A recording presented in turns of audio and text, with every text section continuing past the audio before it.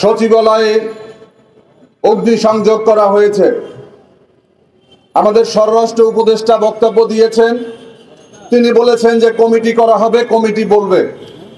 আমি ধন্যবাদ জানাই, ফায়ার সার্ভিসের এক কর্মকর্তা বলেছেন যে এটা পরিকল্পিত এবং এটা নাশকতা, এটা কোনো দুর্ঘটনা নয়, পরিষ্কার দিনের আলোর মতো। এজন্য কোনো অভিজ্ঞ সম্পন্ন হতে হবে না, এজন্য কোনো বিশেষজ্ঞ হতে হবে না। এই সচিবালয়ে অগ্নিসংযোগ করা হয়েছে ভারতের ইশারায়, আওয়ামী প্রপাগান্ডা হিসাবে এটা করা হয়েছে।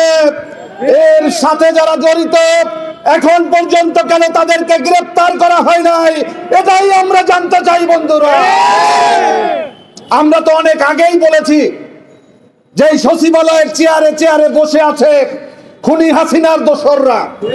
আমরা বলেছি যে উপদেষ্টা পরিষদে রয়েছে খুনি হাসিনার দোসররা।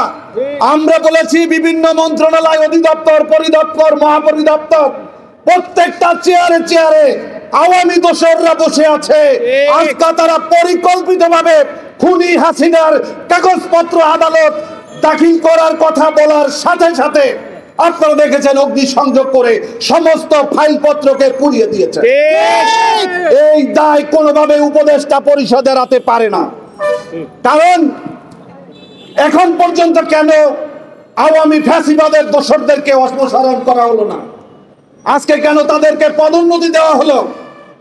আমরা বারবার নাম বলেছি, আর নাম বলতে চাই না।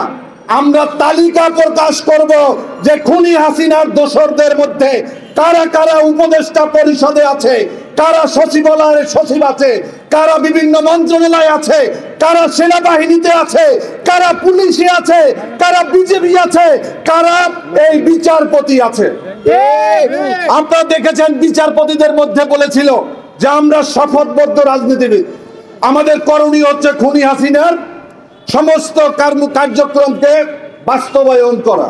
এটা আমি বলে দিলাম। কারণ তারা যদি শপথবদ্ধ রাজনীতিক হয়, একজন বিচারপতি, সেই 23 জন বিচারপতির একজনকে এখন পর্যন্ত আমরা দেখেছি তাদেরকে অপসারণ নয়, ছুটিতে পাঠানো হয়েছে। আরে ভাই, ছুটিতে পাঠিয়ে হচ্ছেন, আবার তারা কবে আসবে? তাদেরকে সরাসরি অপসারণ করতে হবে।